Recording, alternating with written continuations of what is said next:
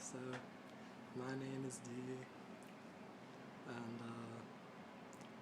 I've got the schizophrenia, which pretty much makes you like kind of like a messiah, and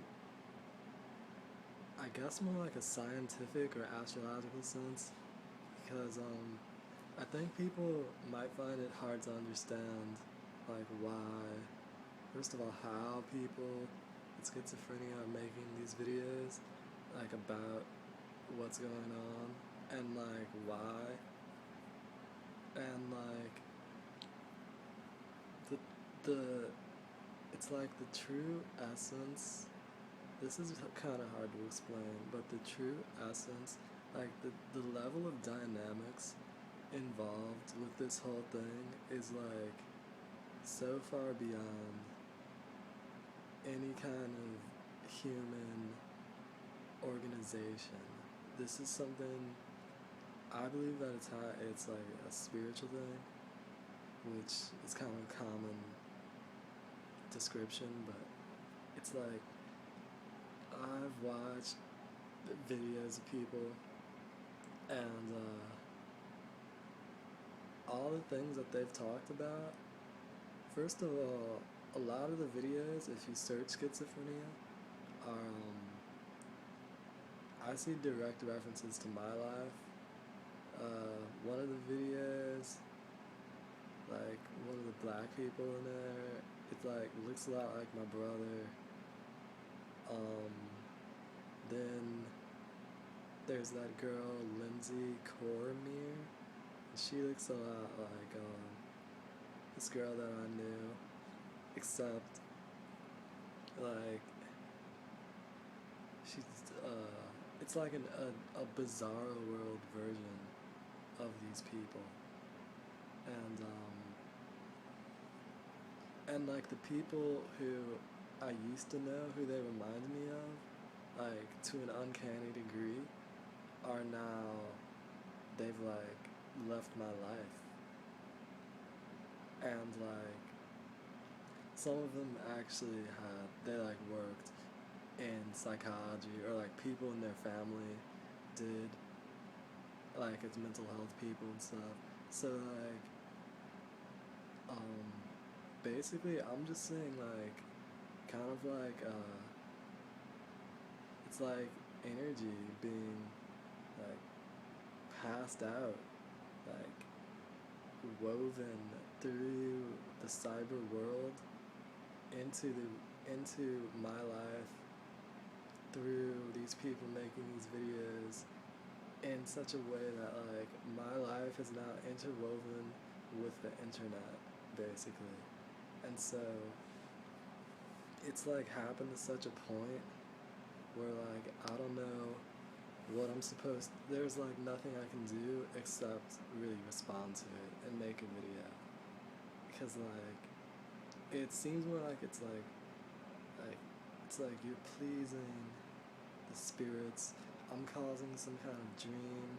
I'm causing some kind of resonation in the collective consciousness, and like maybe some other person is gonna like see this and be like, oh, like doesn't that look like that other, you know, that person who I used to know, who like it's like you're traveling through portals and all this kind of stuff. And I mean, it's just, it's pretty crazy. Um, I mean, and it's like the fact that like recently there's like kind of, I'm questioning like the situation.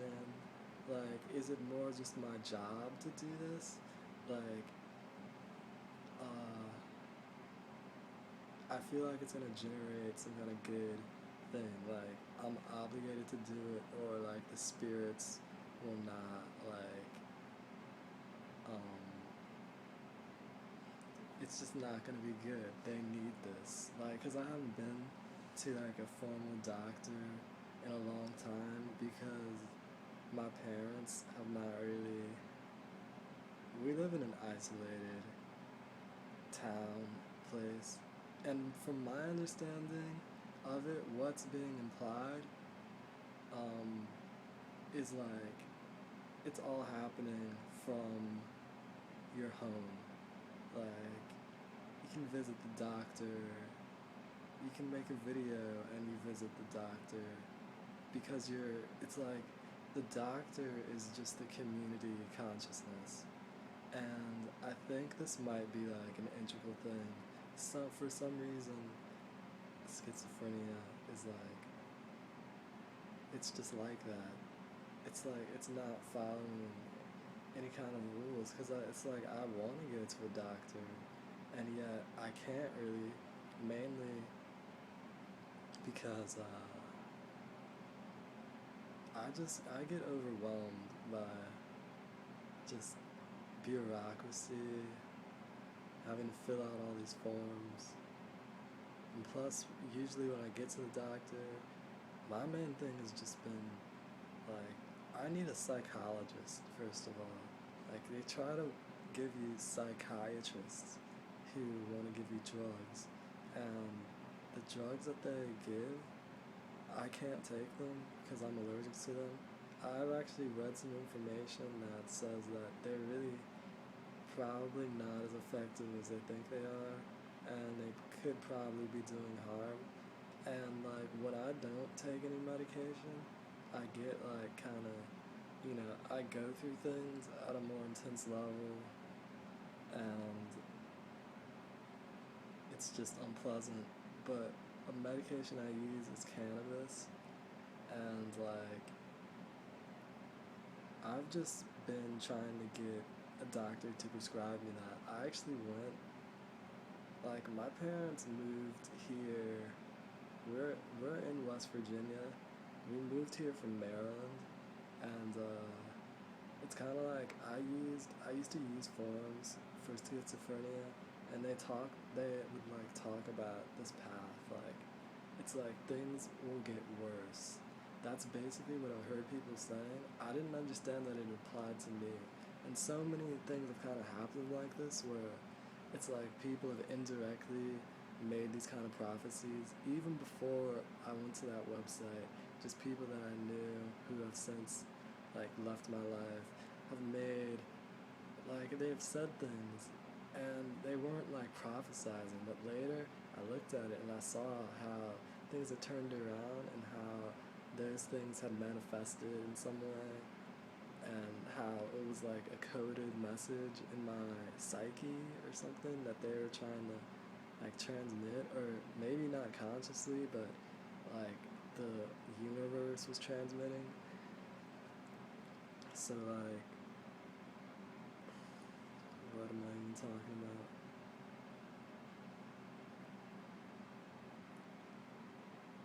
So I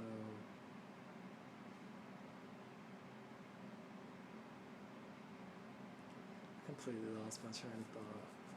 So basically, like they're trying to transmit thoughts, and it happens, and like I end up here, and it's like not really that good of a. It's like West Virginia, like you think Hicks and stuff, and there was this whole drama. It was like they wanted to legalize marijuana, but then they like ignored it, and so I was pretty like upset at that. I was like, that's like illegal and fascist because they voted to consider it, and then it was thrown out. But now apparently they're voting for it again, and like, I mean, I'm getting weed already, and I feel like it's one, it's part of my spirituality. Second, it's a legit medical use that I have no other way of like getting. So if it comes to the point where like I'm in court, I feel like I kind of have a standing point. I mean, I definitely do. Hopefully, it goes through, but I just don't think that's gonna happen because I just sense that it's more that they're communicating to me, and that this is some kind of really intense like energy dance or like an archetypal dance that needs to happen or that they believe needs to happen, and that they're using me as like a means of it, or just, anybody who has this goes through their stuff, and I just have my own things that I'm adding to it because like I'm just adding more lucidity to what's going on basically. So we're here, and it's like then I left the state when they were saying that it was like they threw it out like last year, and I went to Seattle because they legalized in Seattle, and like I was living there, and like I encountered all these people who were like on meth, and I actually see a trail like from them to people who are making schizophrenia videos, and actually Microsoft even talks about it. They're like, schizophrenic person who works for Microsoft, schizophrenic programmer found dead. And I'm like, I kind of don't want that to be me, but I guess I just have to face that because that's just obviously what's being communicated through these subtle signs. Like, they're trying to say like all of the like I receive like money from the government as like a disabled person, and it's like they're trying to give me this whole bad trip about like that it's coming from like Nazis, and like I need to like convert to Christianity and all this kind of stuff, and like that, and this I just know that's not true, and it's like, so the only way that I can kind of like make it kosher is by making this video, and like so like I went there and I found that all these people who I guess organized around me, or by some amazing gravity of the universe, I came in contact with all these people who are addicted to drugs and like having these issues, and like so like there are these meth dealers. Like I moved to this house that I set up beforehand, like on Craigslist.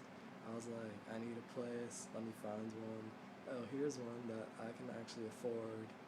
And like it was these people out there, and like in Everett, and so I go there and like stay there for a bit. It's like these two people, and they end up being like meth dealers, and the lady is kind of like mean. She kind of like doesn't like me. The guy kind of thinks I'm okay, but it's just kind of weird there. And eventually, I decided to just like try to go to the hospital in Seattle, and because I just wasn't digging like being around where the place I was renting at. So I was like, maybe if I go to the hospital, I'll end up, they'll like prescribe me the bud because this is Seattle and it's legal now. And then at least I'll have that, and like then I'll just have bud, and I can just go back, and I don't know. So like I ended up doing that, and so at the hospital they're like, we actually can't prescribe you that, and so that wasn't really helpful at all. And I feel like the people, like the counselor people there, were not helpful. They weren't helpful. They were just like, they just wanted you to take drugs. They didn't want to like give meaning to anything about your life. Like they didn't want to really help you. They just wanted you to like take drugs and like wait for, you know, like some kind of communist thing. And like that's not what I'm really trying to do. Like I'm trying to work a job and stuff, but like I can't do it in this area, man. Like this place is like, it's a museum. I'm not trying to work at a museum that's about like John Brown and the liberation of slaves that started the Civil War in Harpers Ferry, West Virginia. Like, I'm not trying to do that. It's just, it affects, like, this place kind of really affects, it's like there's Confederate flags as you walk down the streets of this town, Harpers Ferry, Bolivar. There's like, it's like there's a Mason Lodge. It's like all the things that you don't want as like someone who's kind of like sensitive in the psyche. But of course, those are the things that my family chooses to move around just to make this more difficult and more of a battle. So it's kind of bizarre in that way. It's like, are we just, I don't want to feel like I'm like fighting someone or especially my family, like, and they don't really acknowledge it at all, like how that could affect me badly or even affect them badly. It's kind of weird, you know? Like, I think that's kind of schizophrenic of them, but here we are. So anyways, I did that, then I come back. This is still in Seattle I'm talking about. I'm sorry, my story is jumping around. So I come back to like the place that I rented, these people, after like, cause I'm just talking about living with them. Like, I didn't rent a place that was my own. I can only afford to rent with someone, basically. So like, I came back and they were like, yeah, we threw your stuff away and you can't stay here anymore. So that kind of sucked. I called the cops on them and like they didn't really do anything, which was surprising to me because it kind of like dealt meth, so I thought that they would do something. But anyways, I kind of had to let that go. And luckily I had my backpack of stuff that I took with me to like, cause I knew I'd be staying at the hospital for a bit. So I just like took that. I had most of the stuff that is like important, you know. And like, I just went and, you know, I was homeless. So I went to Capitol Hill and I was just homeless, you know. And there was this girl who was like my friend. That's why I felt good about going to Seattle, because like my friend lived there and I actually felt like she's my sister. I kind of still, I still think that actually. I actually realize our connection is that we're like Cherokee, partly, and that's what it is. But like, when I was there, she was just like, she didn't want to help me at all. Like, she was just like, kind of leaving you behind, and I don't want to hang out. I don't really want to help you. And so, that was kind of weird to me. I felt kind of bad about that. So, I was just kind of like homeless. And like, it was kind of chill, because like, I had money. Like, I didn't know anyone who would like rent to me. And so one day I just met this dude randomly in Panera, and he was like, yeah, like, you know, can you buy me some coffee and like stuff like that. And cause we were talking about like, I don't know, he was just sitting there using his laptop and I was there like on my phone, and like, I don't know what, it was something about like being from the East or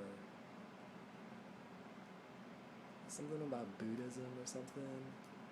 And like, we started talking and I got him like coffee, and like, he was like, yeah, like, you know, you can stay at my place if you're homeless. It's like I've got a place, and like, there's this other dude who stays there and pays me, you know, and it's like whatever, and it's like,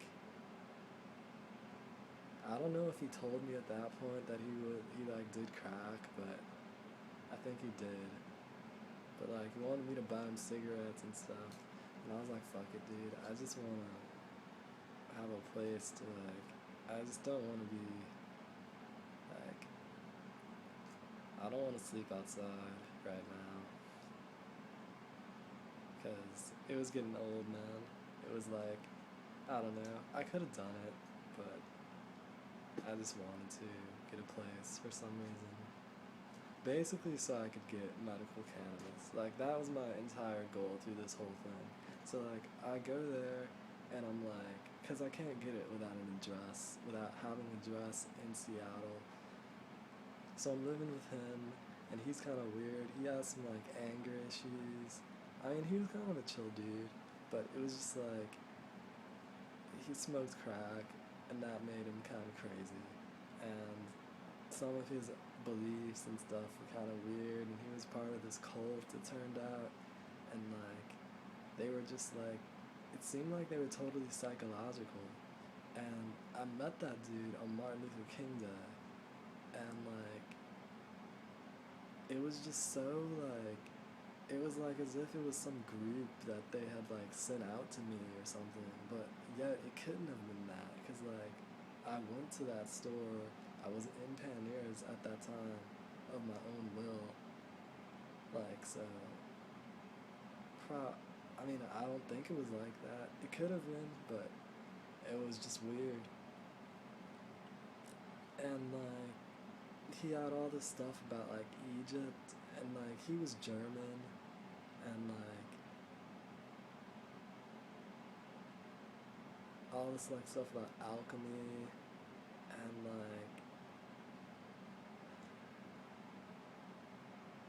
he's just smoking crack, and like, I don't know, dude.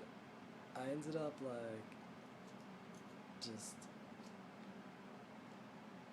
I like got this acid. Like, I was like, you know, I'm on the West Coast. I want to like get some like LSD or something and like just do this. Cause like, why am I here, man? I mean, this kind of sucks, but I gotta make the best of it, dude. So I got like all this acid, and then I lost my ID, so I couldn't, like, while I was tripping, I think. So I couldn't get medical marijuana anymore, and that sucked. But they were some good trips. Like, that was a good, I guess it was good.